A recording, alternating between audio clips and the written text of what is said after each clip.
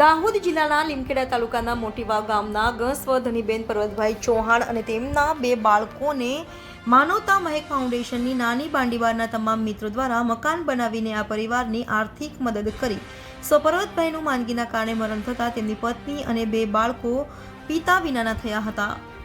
પિતાનું મૃત્યુ થતાં નાના બાળકોની જવાબદારી માતાને માથે આવી પડતા માં એકલી મુશ્કેલીમાં મુકાઈ ગઈ હતી.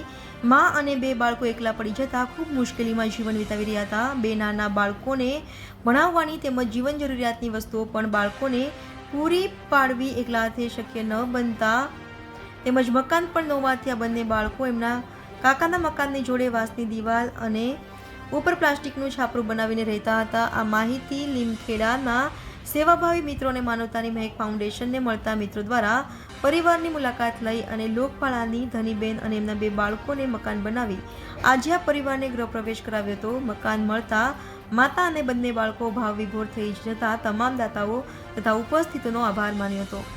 રિપોર્ટર હસમુખ પ્રજાપતિ, લીમખેડા. નમસ્કાર સૌ મિત્રોનું ફરી એકવાર સ્વાગત છે. આપણા જે સૌના સાથ અને સહકારથી પરિવાર નવું મકાન છે મોટીવાવમાં ધનીબેન પર્વતભાઈ ચૌહાણનું બનાવ્યું છે.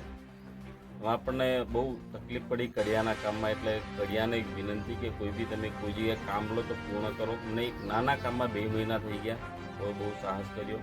અમને સૌ પ્રથમ સુભાષભાઈ કે તેમને ઈંટો આપી, સુભાષભાઈનો આભાર. ભેગવાડા સરપંચની તરફથી અમને પતરા માટે સહયોગ મળ્યો છે અને ઉજિયાના પરેશભાઈ ગારી તરફથી સંપૂર્ણ દરવાજાનું લોખંડ મળ્યું છે, તેમજ લીમખેડાના મુકેશભાઈ ગુર્જર તરફથી સિમેન્ટ મળે છે. સૌ દાતાઓનો ખૂબ આભાર.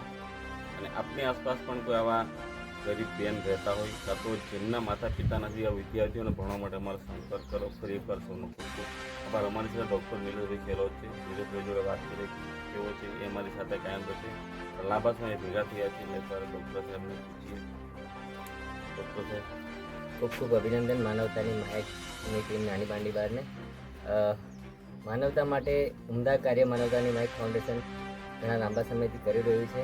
જ્યારે આ 15મા નંબરનું મકાન મોટીવાવ ગામે ગંગા સ્વરૂપ શ્રી ચૌહાણ ધનીબેનનું થઈ રહ્યું છે, તેનું જે વાસુપૂજન કાર્યક્રમને આજે ઉપસ્થિત સરપંચ શ્રી દેગાવાડાના અને અહીંયાના સામાજિક કાર્યક્રમોનું હું સ્વાગત કરું છું.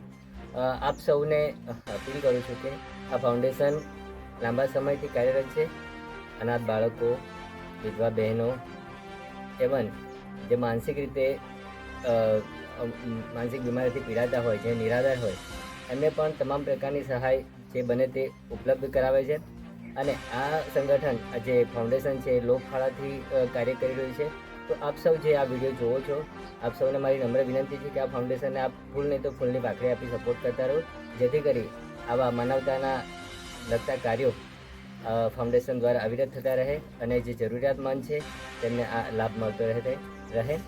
ફરી ખૂબ ખૂબ અભિનંદન માનવતાની મહેક ફાઉન્ડેશનની પૂરી ટીમને, જે આવા ઉમદા અને પ્રશંસનીય કામ કરતા રહે છે અને દાહોદ જિલ્લાનું આ ગૌરવ કહી શકાય. આભાર.